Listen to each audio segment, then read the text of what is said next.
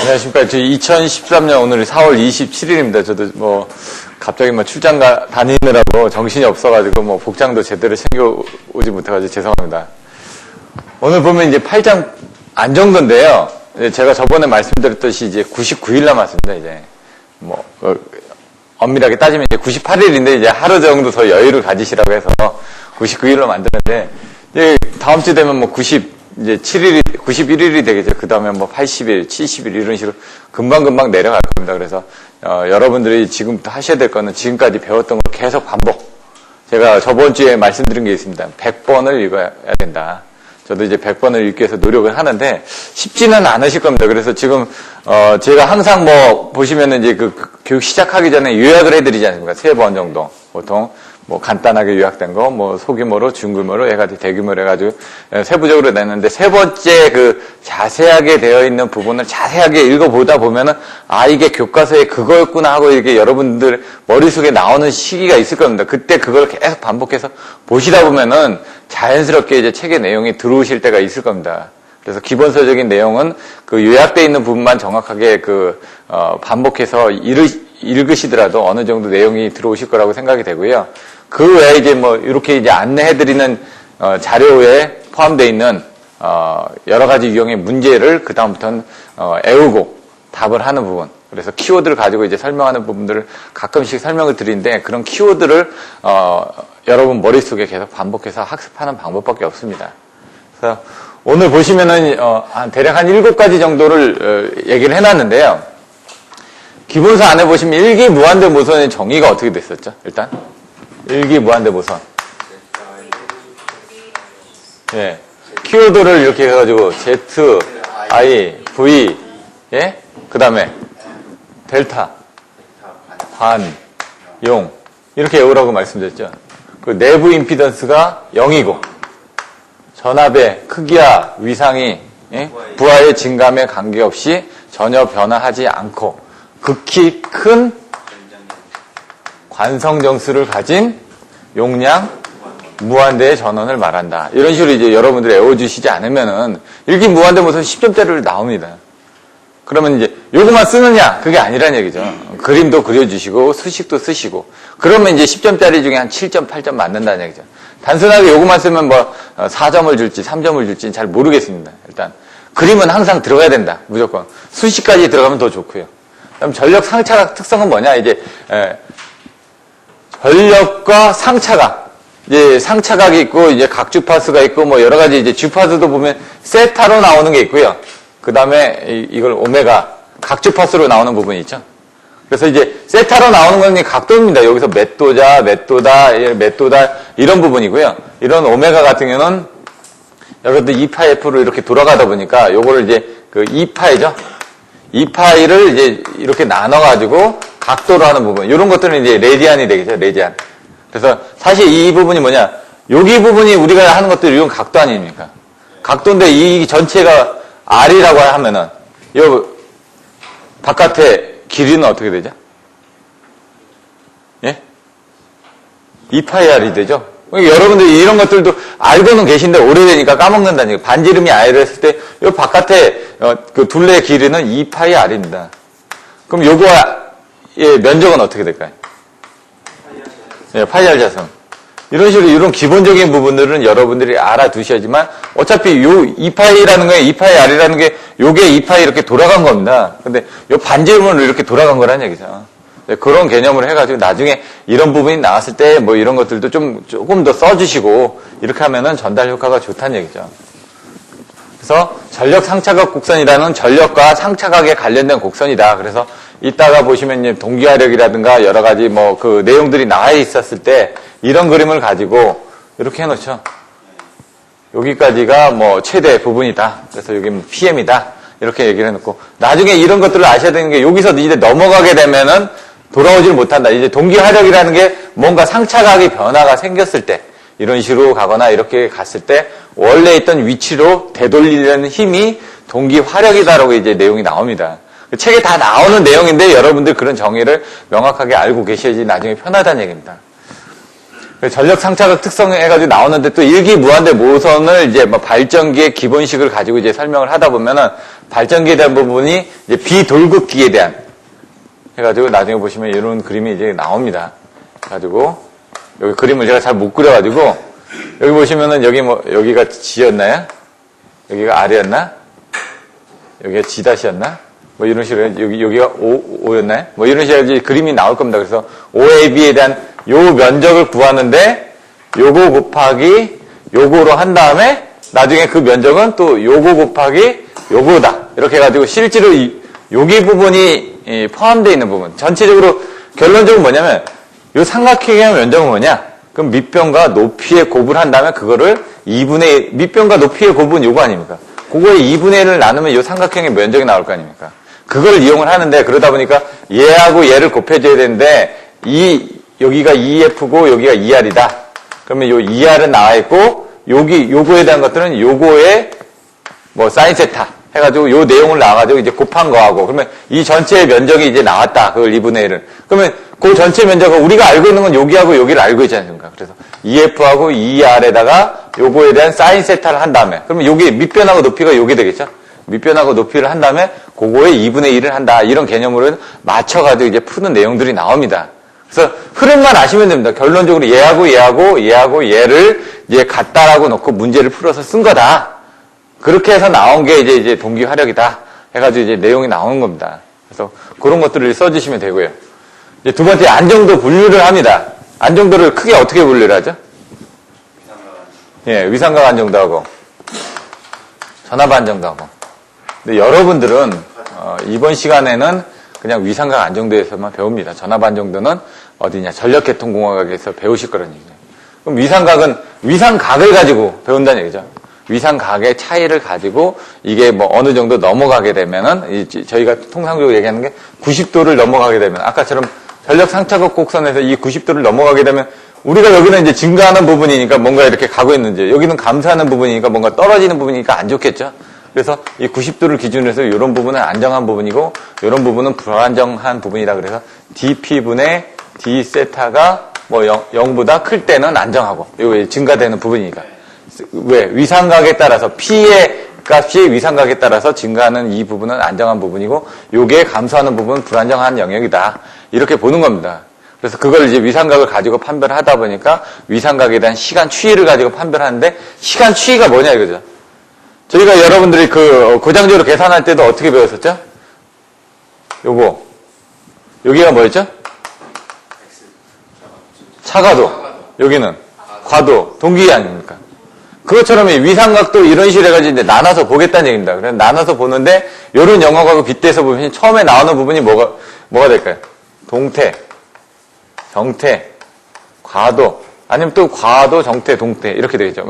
처음에 이렇게, 완만하게 가다가, 그러니까 이게 반대로 했네. 정태. 가만히 있는 상태에서 뭔가 좀 움직이기 시작한다는 얘기죠, 조금. 그러다 사고가 나면 과도하게 이렇게 크게 움직인다. 이런 내용이죠. 그런 컨셉을 가지고 보시면 됩니다. 처음에 뭐가 나왔던 간에 가만히 있는 상태에서 이렇게 변화되는 그런 부분을 가지고 본다 이거죠. 그러면 그때 위상각들이 어떻게 변화하느냐를 가지고 판별하는 부분들이 이제 위상각 안정도에 나와 있고, 거기서 이제 정태 안정도에서 보는 부분하고, 그 다음에 동태 안정도에서 보는 부분, 그 다음 과도 안정도에서 보는 부분. 그러면 이 각각을 또 해석하는 방법들이 뭐가 있느냐, 이런 내용들을 또 배우시게 될 거고요. 그래서 이 동태 같은 경우는 AVR이나 여자기에 대한 효과를 고려했다. 그래서 나중에 보시면 정태 안정도에 두 개로 나눠지죠. 뭐로 나눠지죠? 고유, 정태. 동적, 정태, 안정도로 나눠지고 이 동태를 안 본다는 얘기입니다. 이렇게. 크게는 정태하고 과도로 보고 이 동태가 이쪽에도 들어가고 이쪽에도 들어가게끔. 여기도 마찬가지로 고유, 과도이고 동적 과도인가? 이렇게 될 겁니다. 그래서 이 표를 가지고 전체적인 흐름을 이제 머릿속에 넣어놓는 것들이 여러분들 중요합니다. 왜냐면 큰 그림을 봐야지 그 다음에 세부적으로 들어가서 뭔가 여러분 머릿속에 집어넣으니까요. 이런 부분. 그리고 이제 전압 안정도는 이제 PV 제어해가지고 이제 나와 있는데, 여러분들이 이제 전력계통공학에 가서 보시면 PF 컨트롤, 뭐 QV 컨트롤 해가지고 나옵니다. 주파수하고 유효전력의 관계, 전압과 무효전력의 관계, 이런 부분을 보는데, 여기서는 전압 안정도에서는 전압과 전력과의 관계. 왜? 우리가 지금 보고 있는 건 뭐지? 전력 상차가 곡선에서 위상을 전력과의 상차에 대한 곡선으로 봤지 않습니까? 이거는 이제 전압에 의해서 전력량이 변화하는 부분을 보겠다는 얘기입니다.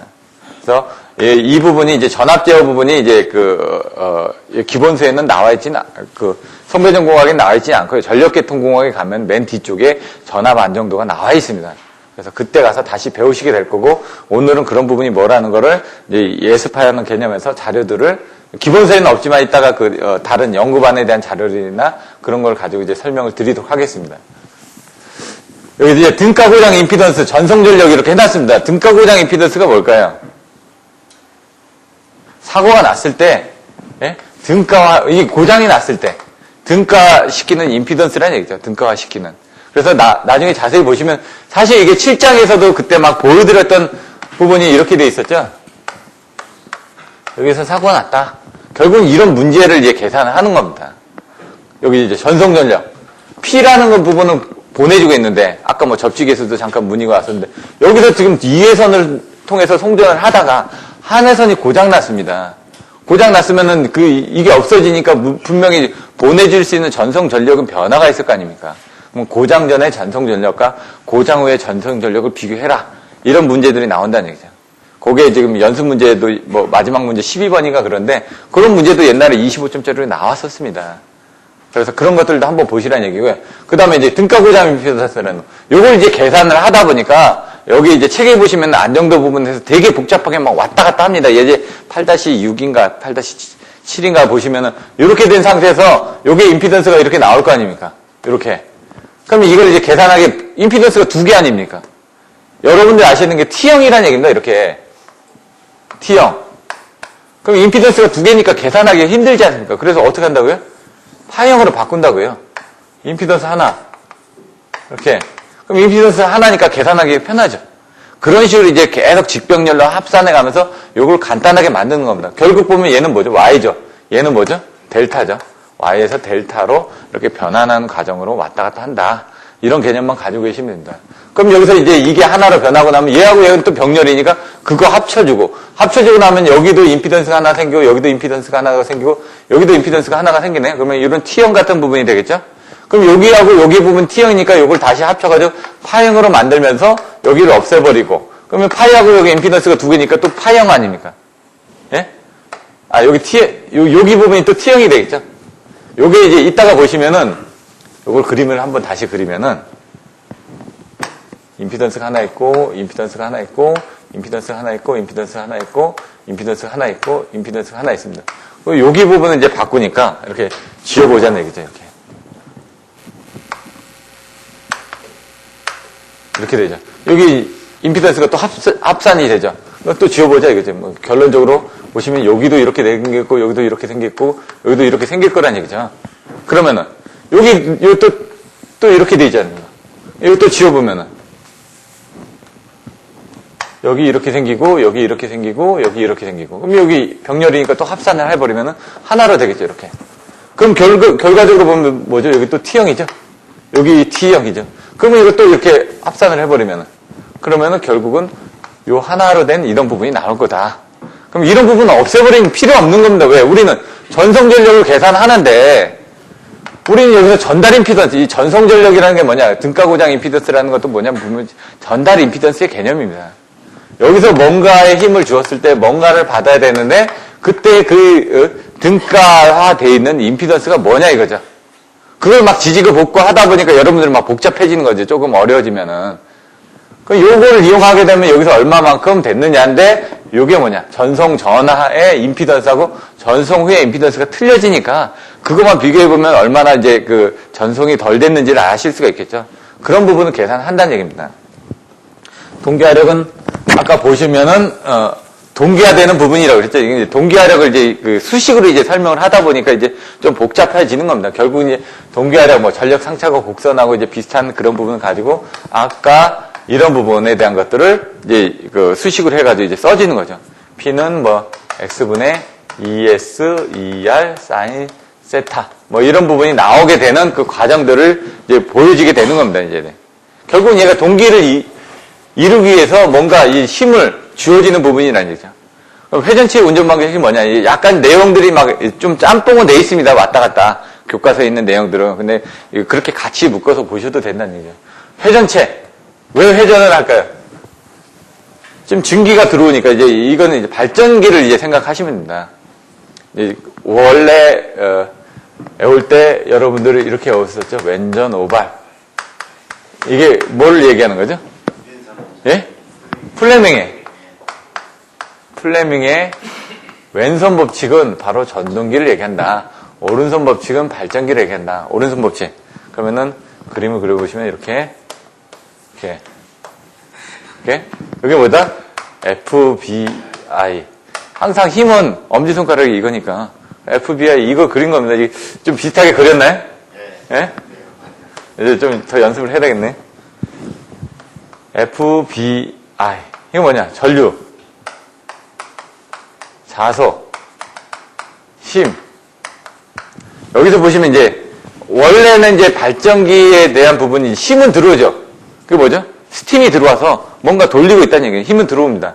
그 자석이 원래는 이제 전류하고 자석에 대한 부분인데 사실은 이렇게 힘도 여기다 이렇게 넣었다 뺐다 하면서 이제 자석의 힘 변화를 생기게 되면 여기 코일에 감겨져 있는데 코일에 전류가 흐른다는 얘기입니다. 여기 전류가. 그래서 이제 발전이 된다는 얘기입니다. 결론적으로 보면은. 되게 어렵게 돼 있는데. 그래서 힘을 넣어가지고 여기다 넣어서 여기 흐르는 자석을 막 끊어주게 되면 자석의 흐름을 방해하는 쪽으로 뭔가 유도가 된다. 그게 여러분들이 알고 계셨던 변압기의 원리하고 똑같습니다. 이렇게. 여기 전류가 흐르게 되면은. 예? 자석 파이가 발생되죠. 자석 파이의 흐름을 반대하는 쪽으로, 방향을 방해하는 쪽으로 다른 게 뭐가 생기는 겁니다. 그게 뭐냐? 역기전력 E는 마이너스 LDT분의 DI가 생기는 거죠. 그러면서 여기서 이제 전류가 생기는 거죠. I가. 그런 개념으로 보시면 된다. 약간은 틀린데 얘는 이제 뭐 전자유도작용이라고 얘기를 하죠. 근데 이제 개념을 이렇게 비슷해가지고 머릿속에 넣어놓지 않으면 나중에 발전기, 전동기 원리를 알아야 되고 암페어 주의 법칙을 알아야 되고 뭐 표표효과 뭐 이런 것들 그냥 공부하는 부분이 아니라 나중에 이해하시는데 이런 것들을 원리를 알고 있으면 좀 더 이해가 좀 잘 됩니다. 여기서 이제 또 발전기 들어가게 되면 뭐 전기자 반작용에서 교차작용, 자화작용, 뭐 감자작용, 뭐 직직반작용, 횡축작용 뭐 이런 식으로 나오겠죠. 그런 부분들도 이런 자속의 변화를 가지고 이제 설명을 하다 보니까 N극과 S극의 어떤 위치에 따른 부분을 가지고 설명을 하는 거죠. 이런 것들은 제가 시간이 될 때마다 반복을 해드릴 테니까 한번 보십시오. 왜냐면 저도 이런 것들을 이해했을 때 나중에 다른 이론들을 이해하기가 쉬워가지고 설명을 드리는 거고요. 회전체 운동 방정식이라는 건 말 그대로 회전기가 이렇게 두 개가 있습니다. 하나 스팀이 들어와서 뭘 돌리겠죠. 뭘 돌리고 나면 거기에 연결되어 있는 발전기가 돌겠죠. 이런 개념입니다. 그래서 처음에 들어오는 부분 이걸 뭐 하나로 하기도 하고 두 개로 하기도 하는데 왜 제가 두 개로 했냐면은 나중에 안정도 개념에서 여기 동기의 개념에서 얘가 이렇게 그림을 그리고 있어서 그냥 두 개로 그냥 한번 해봤습니다. 동기를 운전한다는 거는 처음에 출발할 때 자동차가 출발할 때는 양쪽을 보면 옆에 뭐 예쁜 여자가 있는데 이렇게 보다가 갑자기 쓱 지나가면 뭐 누가 가네 이렇게 하죠. 그것처럼 이제 같이 지나가야 된다는 얘기죠. 얘가 같은 힘으로 돌아가야지 동기가 일어나는데 한 놈이 빨리 가버리면 뒤에 있는 놈 쫓아가지 못하고 그러면 미끄러지겠죠. 그러면 어떻게 되죠? 얘가 이런 식으로 꺾어져 버리겠죠. 이렇게 줄을 이제 두 개를 고무줄을 이렇게 매달아 가지고 쓰고 있는데 한쪽이 빨리 들어가면 고무줄이 이렇게 휠 거 아닙니까? 그래서 나중에 안정도 같은 경우도 설명하실 때 이런 그림들 같은 경우 다른 데 나와 있으니까 그런 것들도 그림을 그려주시라는 얘기죠. 동기시, 그다음 탈조시 이렇게 줄이 틀려진 것 같은 그런 부분을 그려주셔도 된다는 얘기죠. 회전체의 운전 방정식은 여기서 들어오는 기계적인 입력 PI하고 정기적인 출력 PM과의 관계를 설명을 한 겁니다. 그냥. 그래서 나중에 그 내용은 한번 보시면 됩니다. 근데 어렵게 생각하시는데 왜 어렵냐면 여기에 관성 모멘트하고 관성 정수, 관성 토크도 나오고 뭐 이런 수식들이 나옵니다. 예? T0도 나오고 M도 나오고 IW도 나오고 해가지고 변화하는 단계 때문에 어려운 거지 그냥 애우셔야지만 됩니다. 그건 어떻게 설명드리기가 힘드니까. 그래서 이런 것들이 뭘 의미하는지 애우고 그냥 그 순서 흐름을 알고 계시되 전체적인 흐름은 뭐다? 아주 기계적인 입력과 정기적인 출력과의 관계를 이런 복잡한 수식을 가지고 설명을 했구나라는 정도를 이해를 하셔야지 그게 왜 나옵니까? 라고 하면은 어려워진다는 얘기입니다. 그게. 그래서 그런 정도까지만. 근데 이제 흐름을 아셔야 되니까 회전체 운동 방정식이 뭘 얘기하냐. 회전체가 움직이면서 생기는 방정식인데 그러다 보니까 방정식이니까 수식이 나오는 거죠. 하지만 그건 뭐냐. 정기적인 이념과 기계적인 충돌과의 관계를 이 방정식으로 나타났다는 얘기입니다. 안정도 해석 기법입니다. 안정도를. 여러분들이 뭐 병원에 가서 건강검진을 받더라도 여러 가지 방법으로 받겠죠. 이 안정도도 여기 사실 보시면 안정도도 종류가 있다고 그랬죠. 해석 방법도 틀린 겁니다. 안정도가 어떤 종류? 정태, 그다음 동태, 과도. 이 별로 이제 해석하는 방법들이 틀리는 겁니다. 그래서 책의 앞에 보시면 뭐 클라크법, 직접법, 로법 뭐 해가지고 뭐 와그너법, 미소신호 안정법. 미소신호라는 게 바로 이겁니다. 정태 안정도가 미소신호입니다. 왜? 신호가 별로 변화하는 게 없다. 그러면 가만히 있는 상태니까 정태죠. 과도는 신호가 많이 변화하는 거죠. 예? 집에서 쓰고 있는 그런 과도가 아니라요. 급격하게 변하는 부분 이렇게 생각을 하셔야 된다는 얘기죠. 그래서 여기서는 사실은 그 안정도 해석 기법이 이런 정태 안정도에서 해석 기법이냐 아니면 과도 안정도 해석 기법이냐 이런 식으로 이제 또 세부적으로 나눠집니다. 그러면 여기서 또 이제 사실은 이제 또 세부적으로 나누면 선형 방정식을 해석을 해서 할 거냐 비선형 방정식을 해석을 할 거냐 이런 식으로 또 나눠집니다. 선형이라는 건 일정하게 가는 부분이죠. 이렇게 이걸 비례라고 얘기를 합니다. 반비례는 어떻게 하죠? 이게 반비례입니다. 반대니까 이게 비례라면 반비례는 이겁니다. 여러분들 보호계정기 곡선 하실 때도 나중에 반환시 특성곡선이다. 이게 반비례입니다. 반환시 특성곡선입니다. 반환시인데 기울기가 좀 더 급격하다. 그럼 강반환시. 기울기가 좀 더 급격하다. 초강반환시. 기울기가 좀 더 길다. 그러면 장반환시. 이런 식으로. 개념만 알고 계시면 됩니다. 이런 것들을 이해하시는 부분도. 그래서 이제 과도적인 부분에서 이런 비선형 방정식을 가지고 이제 해석을 한다. 근데 여기는 이제 뭐냐, 등변제법이나 단답법은 이제 계산하기 쉽게끔 하는 법이죠. 이런 것들은 이제 아까처럼 선형이든 비선형이든 들어가진 에너지 함수법도 있고 여러 가지 뭐 해석 방법들이 많다 보니까 수치적으로 이제 모델링을 해가지고 계산하기가 어려우니까 그걸 쉽게 계산하기 위해서 이와 같은 방법들을 쓴다. 그래서 법명적으로 쓰는 부분, 등변제법. 이기계통에만 쓰입니다. 면적을 가지고 계산을 해야 되니까 더 많은 계통을 비교하기는 힘들다는 얘기죠. 뭐 3기 계통까지는 가능하다고 자료에는 나와 있는데 그냥 2기 계통으로 보면 등면적, 면적이 같다 이거죠. 2회선을 가지고 공급을 하다가 사고가 났으니까 이렇게 줄어들었습니다. 그 다음에 사고 난 부분을 제거를 하죠. 아까 그 2회선입니다. 이 2회선에서 2회선으로 공급을 하다가 사고가 났으니까 이렇게 끊어졌는데 이 사고를 제거하고 나면 이쪽으로만 공급을 할 거 아닙니까? 그때 이렇게 됐다. 이게 여기 A고 얘가 B고 얘가 C다. 이렇게 그려줘야 되는데 요거 A, B, C 써놓으면은 이걸 잘 모르는 거죠, 사람이. 예? 간혹 가다 보면 A, B, C로 써놓은 사람들도 있습니다. 그 PA 특성곡선, PC 특성곡선, PB 특성곡선에서 요 사인하고 코사인을 이용해가지고 면적을 이제 빼줍니다. 근데 여기 이제 중간에 뭔가 이제 하나 있겠죠. 그게 이제 P0라고 해가지고 우리들이 필요한 전력이 이만큼인데 요만큼이 필요한데 우리는 아까 이 전력 상차 곡선이 이렇게 돼 있었으니까 요거보다는 높은 요 지점이나 요 지점에서 공급을 해가면서 요렇게 지금 이 전력보다 많은 부분을 공급하고 있을 거 아닙니까? 지금 대략적으로 보면은 우리나라가 지금 8천만 킬로와트인데 지금도 좀 원자력 발전소가 많이 죽어가지고 부족하다고 합니다. 예비율이. 그 예비율 단계에서 1단계, 2단계, 3단계, 4단계 이 키워드 생각나시나요? 뭐였죠? 관, 주, 경, 심. 여기 이제 준비 단계. 예, 관이 뭐였죠? 관심, 주, 주의, 경보, 심각. 이렇게 외워주시라고요. 어쩔 수가 없습니다. 저도 그렇게 외웠습니다, 그냥. 왜?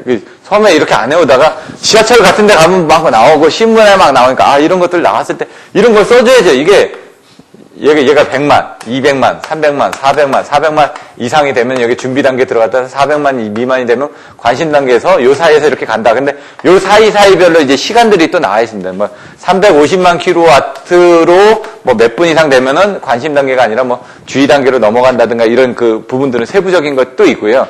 근데 그런 부분까지는 아니더라도 이런 내용들 써주시고 뭐 이렇게 뭐 그래프를 그려가지고 100, 200, 300, 400을 그리시더니 여기 이렇게 가지고 관심, 주의, 경계, 심각해도 이렇게 눈에 띄는 효과로 많이 보여주시라는 얘기입니다. 아니면 바그래프를 해가지고 여기서 얘는 400만일 때, 얘는 300만일 때, 얘는 200만일 때 100만일 때 이렇게 그림을 그린다든가 여러분들 알고 있는 걸 표현을 자꾸 해주시라는 얘기입니다. 왜? 채점자가 눈에 확 들어오게 이 사람 뭔가 새로운 안 보던 이거 어떻게 생각하시면 에너지 효율을 1등급, 2등급, 3등급, 4등급 해가지고 자동차 뭐 보면 나와 있지 않습니까? 그런 거 그냥 쓰셔도 되고 이런 거 그냥 생각해가지고 다른 사람이 안 보는 그런 답안지를 만들어내는 겁니다. 여러분들 안에서. 갑자기 좀 신뢰도나 이런 쪽으로 좀 빠지긴 했는데 왜냐면 이런 것들을 하실 때 나중에 그런 답안지가 나왔을 때 다른 쪽에 있는 걸 갖다 더 쓰시라는 얘기입니다. 왜? 채점자한테 많은 부분 보여줘야 되니까. 그러면 여기 이제 이 부분을 가지고 하는데 여기서 이제 사고 나서 끊어졌으니까 여기 이제 특성 곡선이 보면 요렇게 갔다가 왜? 여기서 지금 운전 중이었으니까 왜? 보내주는 거하고 받는 거하고 맞는 여기 부분에서 운전을 하고 있었을 거 아닙니까? 그러다가 사고가 났으니까 이쪽으로 갔죠? 그러니까 그때는 어떻게 됩니까? 이걸 채워주기 위해서 얘가 가속을 하면서 올라가겠죠? 요 부분을 가지고 와서 어느 정도 사고가 끊어졌습니다. 사고가 끊어졌으면 이쪽으로 가야 되겠죠? 올라갑니다, 이렇게. 왜? 얘는 사고가 끊어졌으니까 이때 송전전력을 쫓아가야 되니까. 그래서 송전전력을 쫓아가다가 보면은 여기에 대한 면적, 여기에 대한 면적하고 여기에 대한 면적이 어느 정도 같아지는 지점이 요거보다 앞에 나왔으면 내가 충분히 요만큼의 여유가 생기는 거 아닙니까? 그러니까 안정하다. 근데 만약 요 곡선을 넘어가서 여기까지 가서 하게 요만큼의 잉여 전력이 아니라 부족한 전력이 생기겠죠? 그 부족한 전력 부분은 어떻게 하냐? 채워줘야 되니까 불안정하다. 이런 개념으로 보시는 겁니다. 그래서 요걸 어떻게 하냐? 요걸 빨리 끊어주는 요 지점. 왜 사고를 빨리 제거를 해서 1회선으로 넣어주는 이 지점을 빨리 넘어가줘야지만 이 면적이 작아지고 내가 공급해 줄 수 있는 전력이 커지다 보니까 등면적으로 봤을 때 여유 있다라고 얘기를 하는 겁니다. 그래서 요거를 빨리 해주는 부분은 사고 제거를 빨리 해주는 겁니다. 그러다 보니까 이제 재폐로라든가 여러 가지 보호 계정의 고속도로 차단이라든가 여러 가지 안정도 기법들이 이제 들어가는 겁니다. 이제 안정을 하기 위해서 이 시간을 빨리 사고 났을 때 브레이크 빨리 밟지 않으면 튕겨져 나간다는 얘기입니다. 제동거리를 짧게 만들어야 되니까. 그래서 그런 부분을 가지고 얘기를 하는 거고, 단단법은 얘는 면적만 가지고 판단하는데 이제 시간적 변화에 대한 추이를 모릅니다. 아까 정태, 동태, 과도가 막 이렇게 됐다가 막 이렇게 막 왔다 갔다 할 텐데 그 사이에 대한 것들을 전혀 모르다 보니까 그런 것까지 확실하게 알고 싶다라고 해서 나온 게 단단법입니다. 스텝 바이 스텝. 옛날 영어 책도 이제 스텝 바이 스텝이 책이 있었는데, 스텝 바이 스텝에서 이번에 25점짜리로 나왔죠. 키워드가 뭐죠? 네 글자? 예. 이렇게 키워드가 나와야 된다. 위에 있는 뭐죠? 이상각. 그 다음에 예? 속도. 그 다음에 출력. 여기 시간에 대한 부분으로 이렇게 한다. 위상각이 있고 각속도 있고 출력이 있다. 뭐 이렇게 여기 입력 부분도 물론 있습니다. 입력은 PI는 일정한데 그냥 왜 이렇게 했냐면 그림에 그렇게 나와 있으니까. 저도 이렇게 해서 썼습니다. 이 시험 문제 나왔을 때 이 정도를 썼는데 문제는 여기 뭐냐? 여기 기준이 되는 부분. 여기가 뭐 n이 있고 예, n 플러스 2분의 1 있고 뭐 여기 n 플러스 2분의 1이고 n 플러스 1이고 여기 n 마이너스 1이고 n 마이너스 2분의 1이고 여기 뭐 요런 그림 여기서 이렇게 올라가고 이렇게 올라가고 여기서는 요건 일정하니까 여기서 이렇게 변화가 이렇게 가거든요. 이렇게 가고 그런 식으로 이런 것들의 키포인트만 이제 여러분들이 알고 계시면 되는 거예요. 똑같이 올라가는데 얘는 델타 뭐 n이었나? 얘는 델타 t 부분이 올라가는 부분이고 얘는 출력이 pn에서 뭐 pn 다신가? 이렇게 하나에서 두 개로 갔다 뭐 이런 식이고 시간적인 변화율이 여기부터 여기까지가 델타 t고 여기가 2분의 델타 t고 2분의 델타 t고 뭐 이런 부분들. 이런 것들은 이제 알고 계셔야 된다는 얘기예요. 그림을 그려줘야 되니까. 근데 여기서 이 수식을 넣는데 이제 수식을 못 쓴 겁니다, 제가. 이제 수식을 전개해줘야 되는데. 그림은 외웠는데.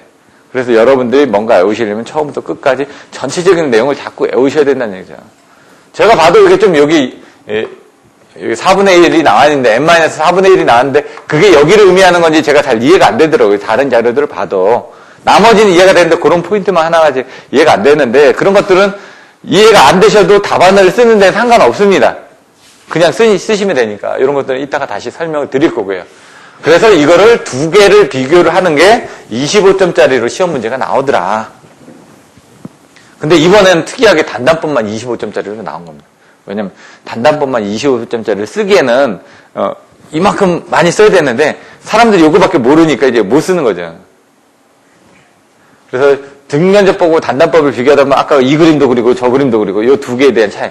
얘 같은 경우는 위상각, 그 다음에 위각 출시니까 각속도, 출력, 시간에 대한 것들을 변화율에 따라서 볼 수가 있다, 상세하게. 근데 얘는 면적만 보니까 얘가 안정이다, 불안정이다, 그 여부밖에 판단을 못 하는 겁니다. 물론 여기서 이제 또, 안정도 분류해가지고 이제 해석할 때, 부분인데 이제 단납법이 나오게 되면은, 이런 부분이 나오죠, 이렇게. 이렇게 해서. 얘가 0.2초, 0.3초, 뭐 0.3초인데 0.6초 정도까지는 이렇게 들어오는데 그 이후에는 이제 탈조를 하더라. 왜 돌아와야 된대? 이게 좀 감소가 돼야지, 이런 식으로 감소가 돼야지 나중에 이게 줄어드는데, 예? 이게 요거를 이제 벗어나 버렸습니다. 요거를. 그럼 뭐죠? 증가를 한다는 얘기죠, 계속. 증가를 한다는 건 바깥으로 나간다는 얘기입니다. 예? 탈선한다고 그러죠? 이게 탈조. 탈조는 뭐냐? 스텝 아웃입니다. 발을 디디는데 바깥으로 디뎠다, 이 얘기죠. 영어 공부도 제가 시켜드리는 건 아닌데, 예? 이런 부분들도 옆에다 써주시라는 얘기입니다. 왜냐면 옛날에는 한글로 많이 썼습니다. 근데 요즘 영어를 많이 쓰시더라고요. 답안지에다. 왜? 그 영어를 많이 쓰니까. 한글로 써도 이제 채점자들이 이제 한자를 잘 못 알아들으니까 기본적인 뭐 동기 뭐 이런 것들은 쓰죠. 동에다가 기자가 이거 어떻게 들어라? 이게 좀 이런 식으로 이제 뭐 동기 화력이다 그러면 화자, 뭐 화자 같은 건 아시죠? 뭐 이런 것들 힘력자, 화력 이렇게 하나 써주는 거하고 영어를 써주는 거 같이 써주시면 조금 더 이제 눈에 띄니까 이 사람이 좀 더 뭔가 알고 있구나라는 부분은 주기해서 쓰는 겁니다. 이렇게 탈조를 하는 부분에 대한 그런 내용들도 나올 거예요. 안정도 향상 대책. 그럼 향상을 하기 위해서 어떻게 해야 되느냐?